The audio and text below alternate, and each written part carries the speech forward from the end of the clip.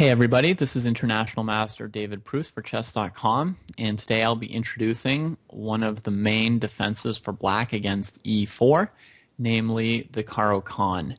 Now, the Caro-Kann is most similar to the French. These are two openings in which black, instead of trying to prevent white from playing d4, tries to challenge the white pawn on e4 by placing a black pawn on d5.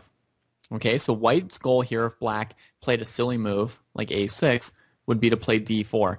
So the four best defenses to e4, two of them are to prevent white from playing d4 by controlling that square with a pawn, and two of them are to allow d4 but answer with d5, challenging the white pawn in the center. So you can prepare that with e6 or c6. So here's the Caro-Kann C6, and definitely the main move for white, d4, black plays d5. And you see his plan is to set up a strong pawn in the center, challenge the white pawn, and deal with white's space advantage in the center immediately this way. Now, the Caro-Kann has at least two good things about it. The stronghold in the center, which I've just pointed out, and the fact that black hasn't really given up much in terms of development.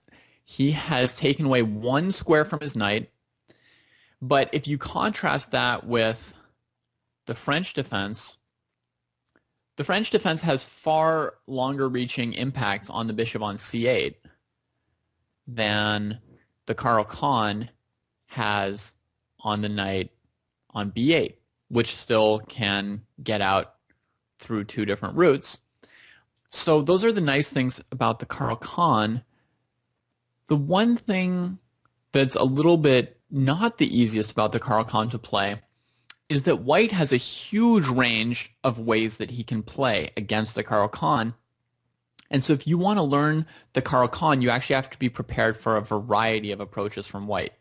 And I will quickly list them for you here, but each of them will get its own video as well. Okay? So just listing them. One thing you have to be ready for is the main line where white will play knight c3 or knight d2, defending the pawn on e4. And after you capture it, he takes back on e4.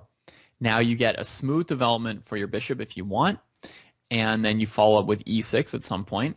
And black has a solid position, no weaknesses, and room for all his pieces. But white still has a little space advantage and often a nagging little advantage for white. That's one type of position you have to be able to play. A second type of position you have to be able to play is the advanced variation where white gains more space by advancing this pawn here, defended by the pawn on d4, easily defended by the pawn on c3 as well, and taking away this square from your knight and cramping your kingside generally. Now the good thing about this compared to the advanced French is that your bishop can come out, but you have to be prepared to play this kind of a d4, e5 pawn chain as well. Another option for white is not to play d4 on move 2, but to play d3. And then on d5 to play a King's Indian attack, and they're coming with g3 and bishop g2. Now white can play that against almost any defense for black, so you need to know something about this or be comfortable playing this position no matter what you want to play.